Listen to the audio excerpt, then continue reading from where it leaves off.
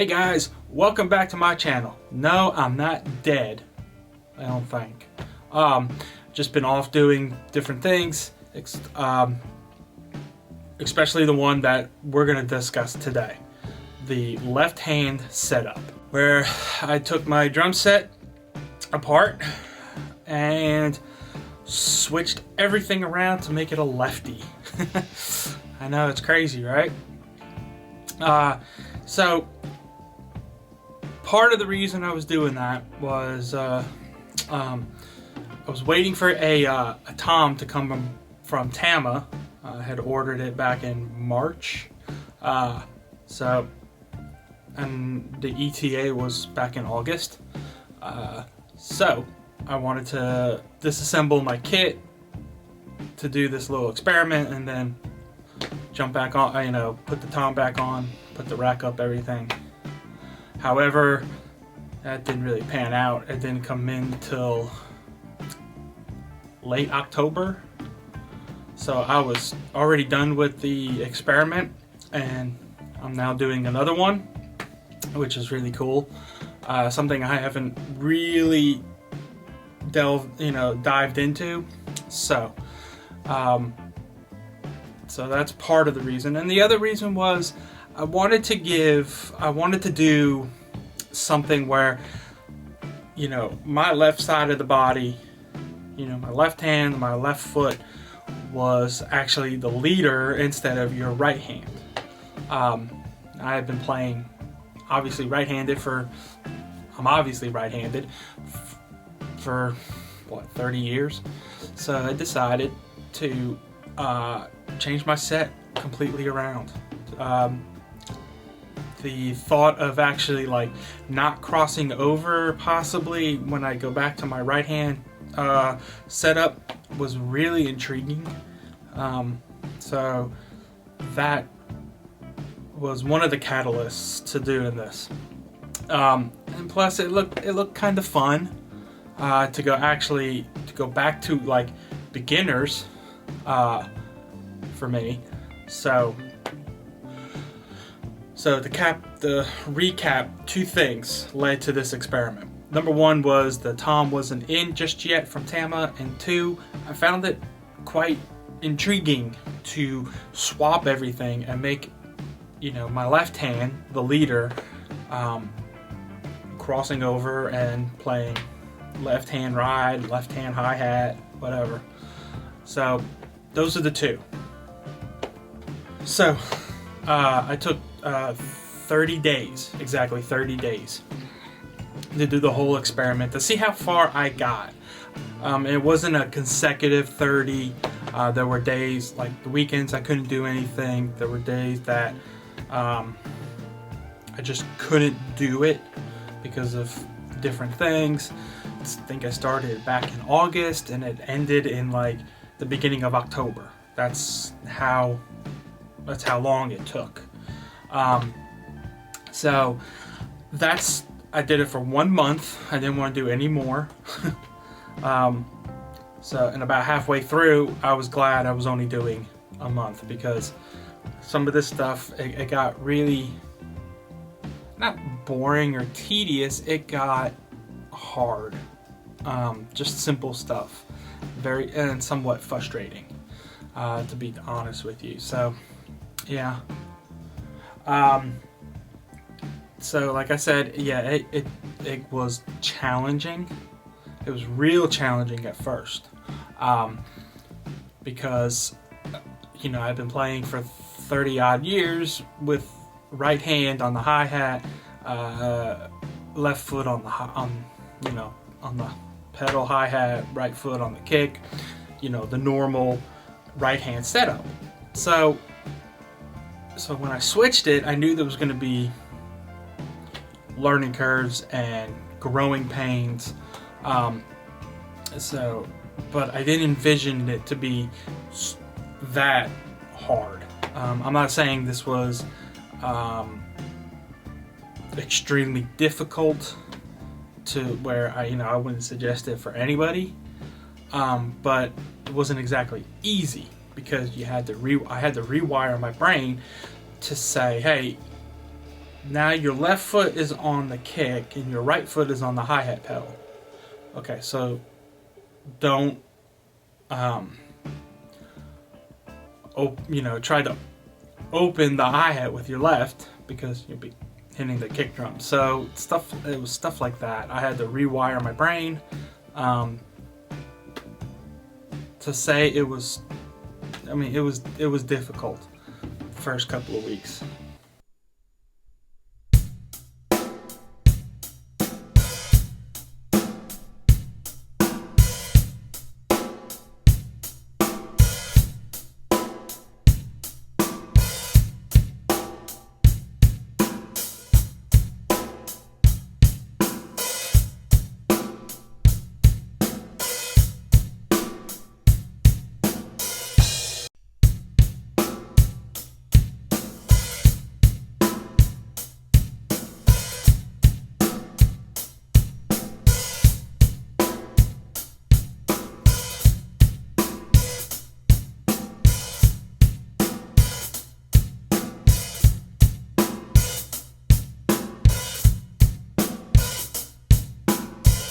So, like I said, on these days, I mean, opening the hi-hat was hard. Like doing fills, like simple fills, simple bass drum, perfect.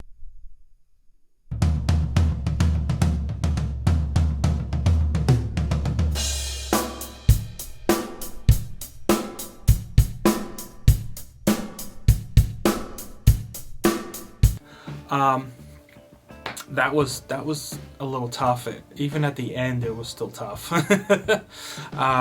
Wasn't expecting to, go right to lefty extraordinaire. I knew that was not going to happen. And the other, another part was that I'm going back in time essentially to being a beginner. I mean, that's how it was. Just trying to get that coordination down of, eighth notes on the hi-hat, doing this with your left foot and everything. So yes, I mean, my grooves sound sloppy. You will notice maybe in the very beginning the video's somewhat sloppy-ish, obviously because I'm a beginner, and it's not going to sound great. I think by the end of at the end, it got much easier. I'm not saying it got real easy, but yeah. So it was a lot of work it was actually a lot of mental work to coordinate between, now, hey, left hand on hi-hat, snare, right hand on snare drum, not the other way around.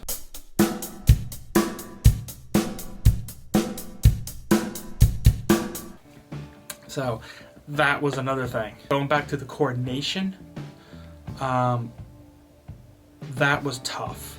The simple opening of the hi-hat.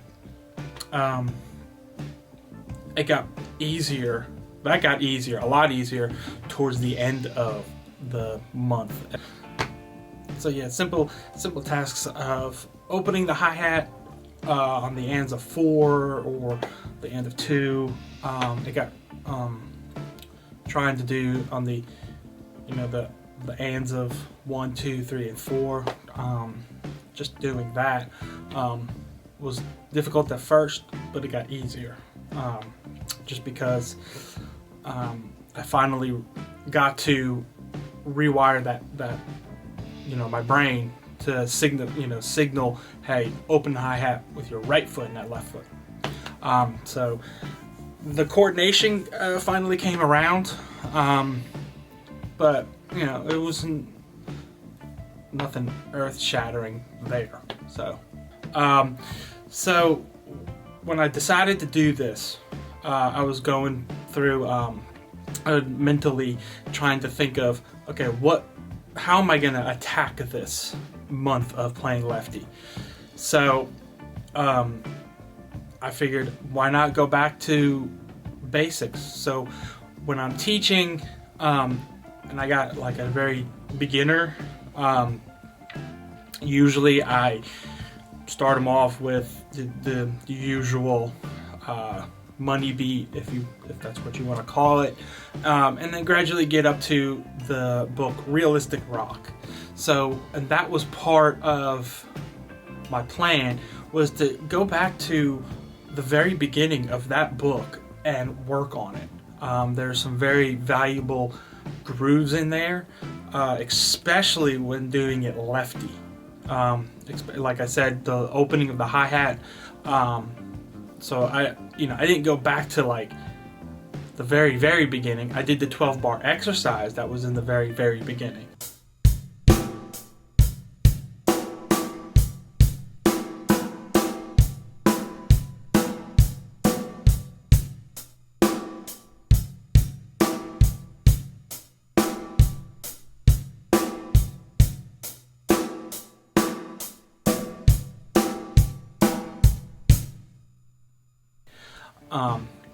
But I eventually came over, moved up to the open hi-hat, the 16th note rhythms that are obviously commonly used.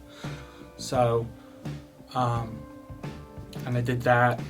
And the other thing was to actually push myself a little bit and actually do some of the systems out of the new breed.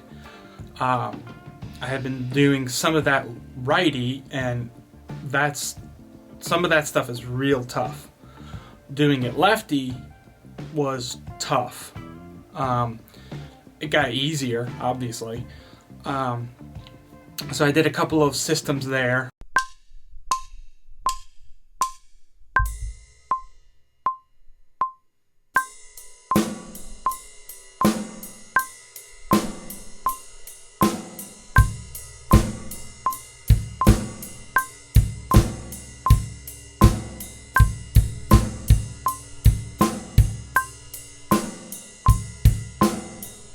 Just to see how it was, and I've always wanted, I mean, I know this sounds like, oh my god, now you want to do this. So I wanted to put the hi-hat on the upbeats. So I think I did system like 29.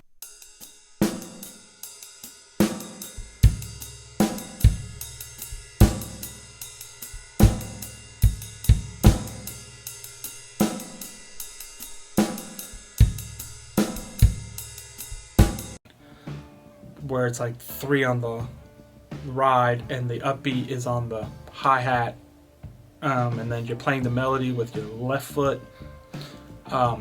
Some of the systems I couldn't do, but some of the systems I actually modified to fit. So those were the 2 books that I went to. I didn't want to become analytical about this, because yeah, that would be great for probably 2 or 3 days, but then I'd get really, really bored. So I did those, but I also wanted to play to music. I mean, that's the whole point.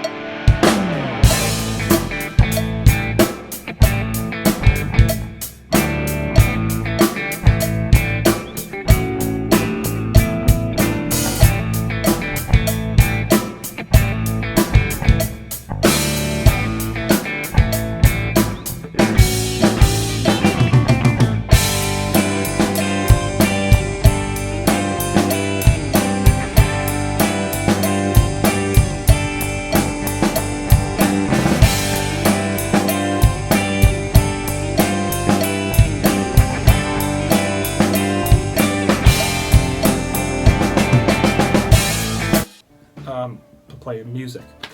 So again, when teaching beginners, I usually like, hey, let's do Seven Nation Army. So that's what I did. It's very easy, very simple, just to get coordination, timing, and what better to do it to music. Another song that I went to was Yellow by Coldplay. I mean, these are songs that when I feel my students are ready to tackle a song or a song.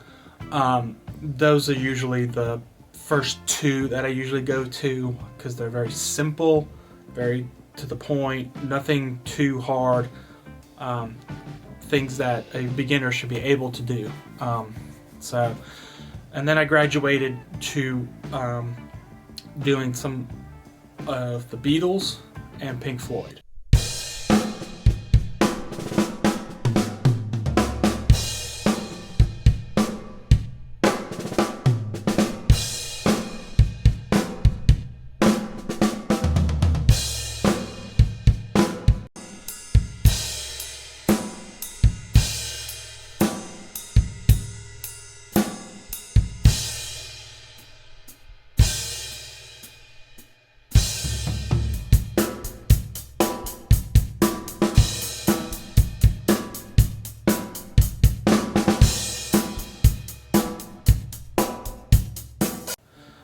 Because they were simple, they're extremely simple.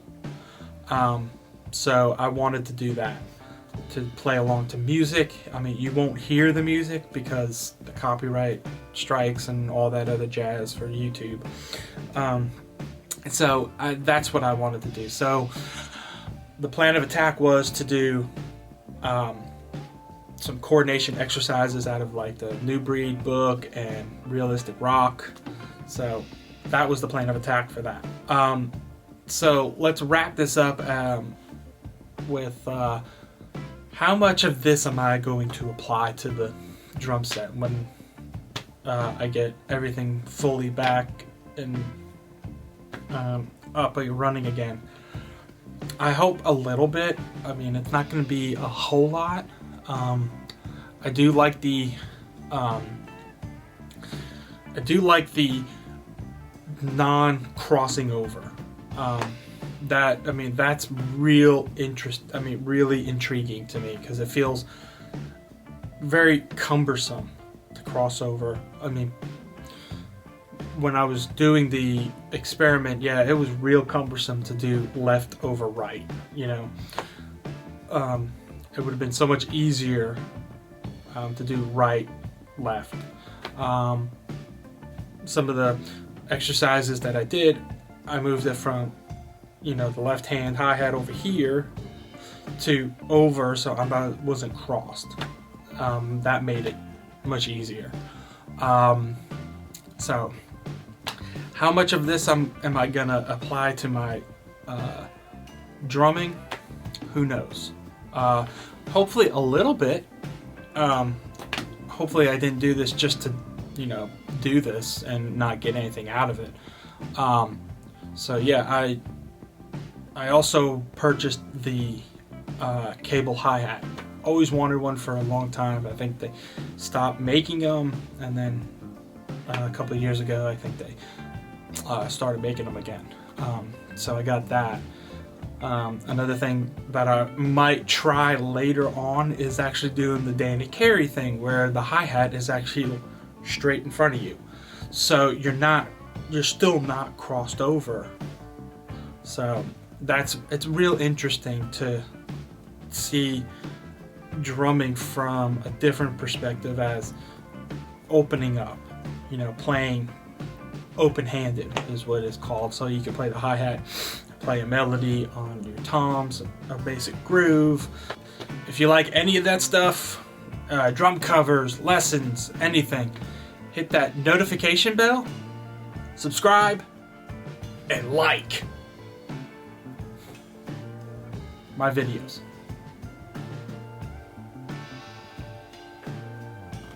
See ya.